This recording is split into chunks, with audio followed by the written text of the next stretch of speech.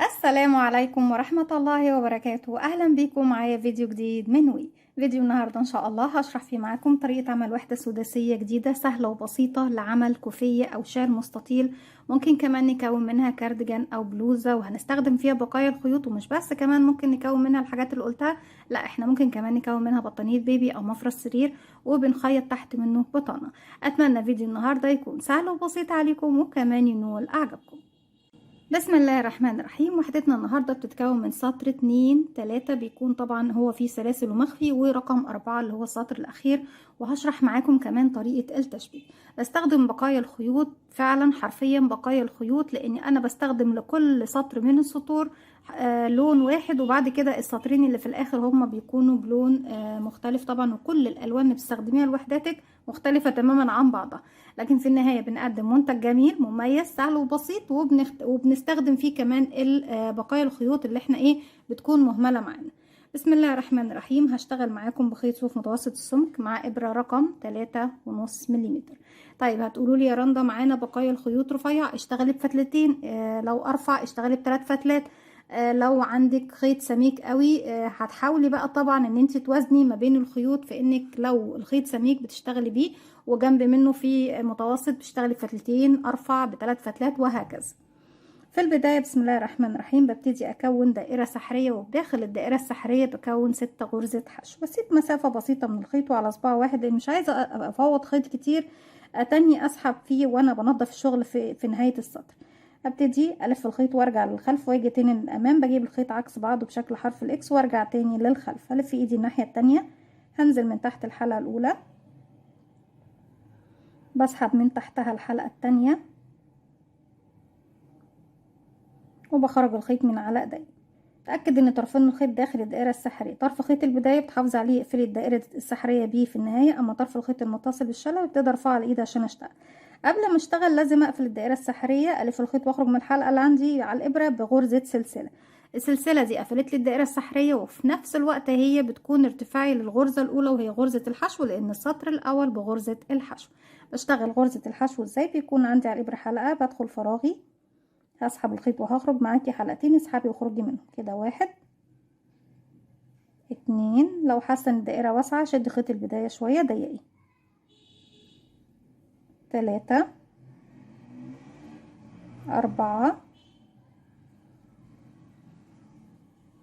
5 و6 الاخير. هسحب بقى خيطي زي ما احنا شايفين بالشكل ده، وهروح لاول غرزه اشتغلتها، ادخل تحت حرف الفي واسحب من تحته الحلقه دي الخيط بالشكل ده، ومن الحلقه اللي عندي على الابره بغرزه منزلقه. كده خلصنا خلاص السطر الاول. بسحب الخيط بقى من الحلقه دي، هسيب بردك مسافه بسيطه، وشكرا للون ده. يعني لو عندك خيوط بتكون بكرات صغننه واصغر كمان من دي، انت شفتي ان السطر الاول ما خدش مننا اي حاجه خالص، يعني حاجات بسيطه جدا.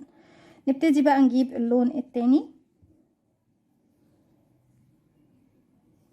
بلف الخيط بالشكل ده حلقة على الهواء، وباجي فوق اي غرزة انا اشتغلتها اهي وليكن اي واحدة منهم، هدخل في الحلقة دي اسحب الخيط واخرج منها واقفلها عقدة بداية، وبعد كده بسحبها من تحت الحرف الفي للغرزة اللي انا دخلت من تحتها.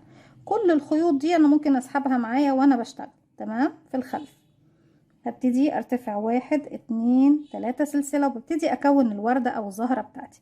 ارتفعت 3 سلسلة في نفس المكان، هشتغل عمود بلفة واحد. ازاي بشتغله؟ بيكون عندك على الابرة حلقة، بلف لفة واحدة بقى معايا حلقتين، بدخل تاني في نفس الفراغ، وهدخل طبعا هاخد معايا كل الخيوط بقى دي اللي انا بخفيها معايا في الخلف على الابرة بردك بتكون موجودة معايا.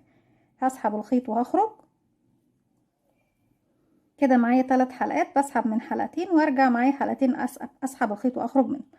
1 2 3 سلسلة. هروح بقى للفراغ اللي جاي اللي بعده، انا كنت بشتغل هنا، اروح للفراغ اللي بعده، ادخل اسحب الخيط واخرج من تحته تاني، واخرج كمان من الحلقة اللي عندي على الابرة بغرزة منزلق. من نفس المكان اللي انا وقفت فيه دلوقتي اهو الجديد، برتفع 1 2 3 سلسلة، وفي نفس الفراغ هو هشتغل كمان عمود بلفة واحد.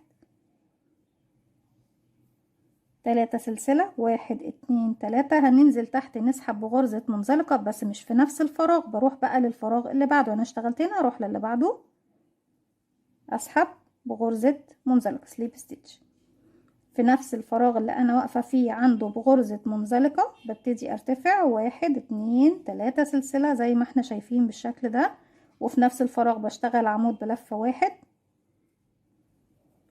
وعلشان اقفل الورقة دي 1 2 3 سلسلة، بسيب الفراغ اللي انا فيه واروح للي بعده، بدخل اسحب الخيط واخرج منه من الحلقة اللي عندي على الابرة بغرزة منزلقة، وبكرر 1 2 3 وعمود في نفس الفراغ هو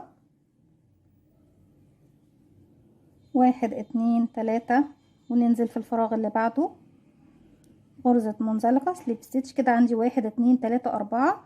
اذا حابين تكونوا شكل مربع هتعملوا 4 ورقات، اذا حابين تكونوا شكل خماسي بتعملوا 5 ورقات، اذا حابين تكونوا شكل سداسي بتكون 6 ورقات، لو شكل من 8 اضلاع بيكونوا 8 ورقات. بتتحكمي في الشكل نفسه في عدد ورقات الزهرة اللي انت بتشغلي.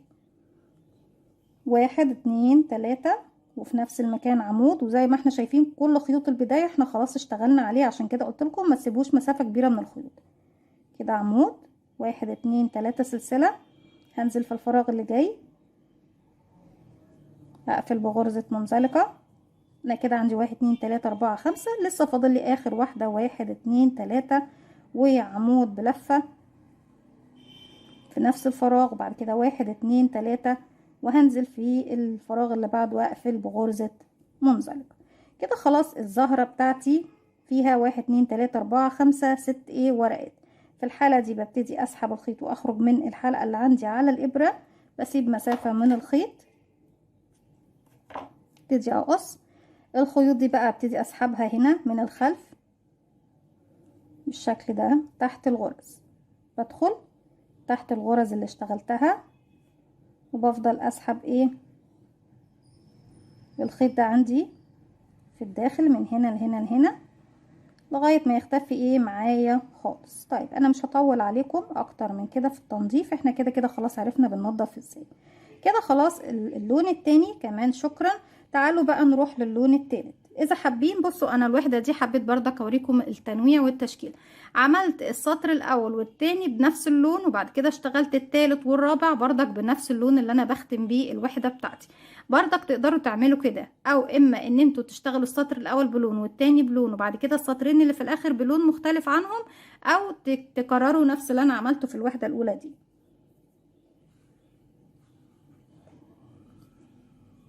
مسافة بسيطة من الخيط بنسيبها. بنيجي بقى هنا عند الورقات بتاعتي فوق العمود اللي انا كنت بشتغله في المنتصف، بدخل تحت حرف الفي اللي هو الضلعين بتوعي، وهنا عندي الخيط بسيب مسافة بسيطة وبقفل عقدة بداية.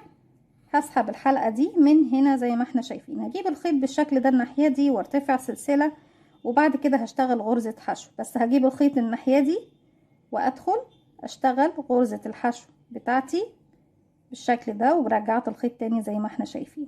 هشتغل 5 سلسلة ما بين كل ورقة ورقة، 5 سلسلة. هجيب بقى شايفين الخيط ده هلفه كده واشتغل سلسلة، ارجع الفه كده واشتغل سلسلة كده 2، دي تالت مرة سلسلة، رابع مرة سلسلة. خلاص انا ما عنديش بقى خيط تاني الفه كده، 5 سلسلة بالنسبة لي. وبالنسبة للخيط ده خلاص انا كده خفيته معايا، وهو خيط اللي انا ابتديت بيه اللون الجديد. هروح للعمود اللي في المنتصف، بدخل اشتغل فوقيه غرزة حشو 1 2 3 4 5، ونروح للعمود في المنتصف ماليش علاقة بالسلاسل ولا اللي على اليمين ولا اللي على اليسار، وبشتغل غرزة حشو 5 سلسلة وغرزة حشو، عفوا لازم انزل تحت الضلعين زي ما احنا شايفين. 5 سلسلة 1 2 3 4 5. وحدة جميلة جدا ومميزة، وبتكون مميزة بألوانها الحلوة، على الرغم ان هي بتفيدنا في التخلص من بقايا الخيوط وما نهملهاش، وكمان ما تكونش بالنسبة لنا طبعا اسعارها او ثمنها اللي احنا دافعينه فيها مهدور، لا بالعكس بتشتغلي بيها مشروعات جميلة جدا. وممكن كمان البنات اللي بتشتغل مشروعات ان هي تستفيد بيها وتعمل كوفيات وشيلان حلوة قوي وتبيعيها هتكون حلوة وجميلة. 5 سلسلة. واخر حاجة ببتدي اشتغلها هي غرزة منزلقة فوق اول غرزة حشو اشتغلتها بالشكل ده. خلاص السطر ده خلص، والسطر ده بيكون تأسيسي للسطر الاخير اللي ببتدي اشتغله. بروح بقى بمنزلقة لمكان السلاسل، لاني ما بشتغلش على غرز الحشو نهائي، بتجاهلها تماما. وارتفع 1 2 3 سلسلة، وهعتبرهم اول عمود بلفة موجود معايا. فوق كل 5 سلسلة بشتغل 3 عمود، 2 سلسلة، 3 عمود بلفة. السلسلتين ممكن نخليهم 3 يا بنات، بس انا بحب دايما ان الفراغ اللي هنا ده يكون ضيق مش واسع. كمان عمودين، بقى كده 2، بقول 1 2 3. لسه ما خلصناش الزاوية. تشيل سلسلتين، 1 2، وكمان 3 دبل كروشيه، 3 عمود بلفة، 1 2 3. كده خلصنا اول 5 سلاسل، اول زاوية بالنسبة لي. هروح للسلاسل اللي بعدها 3 عمود، سلسلتين، 3 عمود في نفس الفراغ، 1 2 3. اخد سلسلتين، 1 2، وكمان 3 عمود، 1 2 3. زي ما احنا شايفين كده كونا مجموع زاويتين بالشكل ده. هروح للفراغ اللي بعده 3 عمود، سلسلتين، 3 عمود، 1 2 3. سلسلتين، 1 2، كمان 3 عمود، 1 2 3. وبكرر على كل الفراغات اللي بتقابلني. بقيلي كده 3 فراغات زي ما احنا شايفين. بصوا خلاص المجموعات بتاعتي اتحددت كده، مجموعة وكده زاوية وكده زاوية، مجموعة وزاوية وزاوية، وهكذا. بكمل بقى على كل 5 سلاسل 3 عمود، 2 سلسلة، 3 عمود، وارجع لكم نقفل مع بعض ونشوف طريقة التشبيك.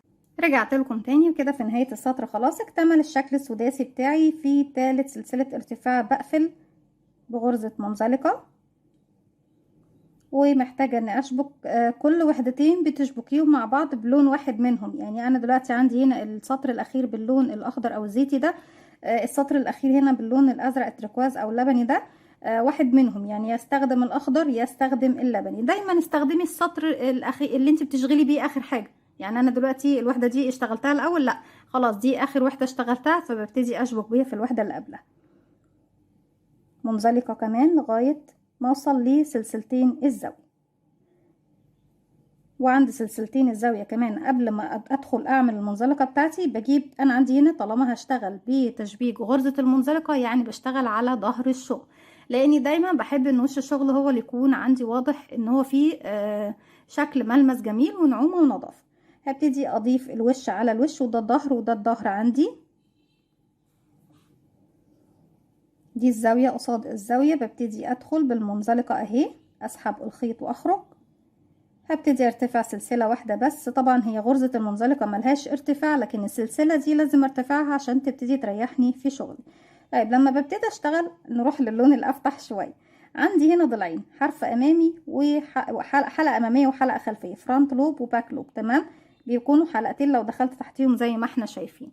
لما ببتدي اشتغل بقى بغرزة المنزلقة، هنروح دي اول غرزة عندي، باخد الحلقة الخلفية اللي قدام عينيا اهي، عفوا الحلقة الامامية اللي قدام عينيا. يعني عندي دي امامي، واللي في الخلف دي اهي دي خلفية، دي فرونت لوب حلقة امامية ووراها الحلقة الخلفية. لا انا بشتغل على الامامية اللي قدامي الفرونت لوب، وهنا عندي دلوقتي الغرزة اللي هشتغل فيها فيها امامي وفيها خلفي، لا هسيب الامامي واروح للخلفي. يبقى فرونت لوب مع باك لوب، حلقة امامية مع حلقة خلفية. هسحب الخيط واخرج من تحت الحلقتين دول وتحت الحلقة اللي عندي على الابرة. تاني بكرر، حلقة امامية فرونت لوب، الحلقة الخلفية انا سايباها تحت اهي يا بنات، وفي الوحدة اللي ورايا بروح بسيب الامامية اهي ما بشتغلش فيها، واروح للباك لوب ادخل من تحتها، اسحب الخيط واخرج من تحت الحلقات كلها اللي عندي على الابرة. وبكرر امامي مع خلفي واسحب بمنزلقة، امامي مع خلفي واسحب بمنزلقة. وطبعا عدد الغرز اللي هنا هو عدد الغرز اللي هنا، فبكون الشغل عندي مظبوط. امامي مع خلفي ومنزلقة لغاية ما بوصل الى مكان الزاوية تاني اهو. ببتدي اخد بردك من السلسلة اللي باخد بقى سلسلة واحدة من السلسلتين، واحد، وهنا سلسلة بردك واحدة، هسحب كده من تحتها بغرزة منزلقة، وابتدي اسحب الخيط ايه واخرج بالشكل ده. طيب كده شبكنا وحدتين مع بعض. احنا بنبتدي نشبك، بصوا يا بنات، بنبتدي نشبك كل وحدتين كده مع بعض لغاية ما نخلص الطول كله، وبعد كده نرجع نخلص العرض ايه مرة واحدة برضه. بكده بكون طبعا زي ما احنا شايفين طريقة التشبيك بتاعتنا اهي. بصوا قد ايه طريقة جميلة.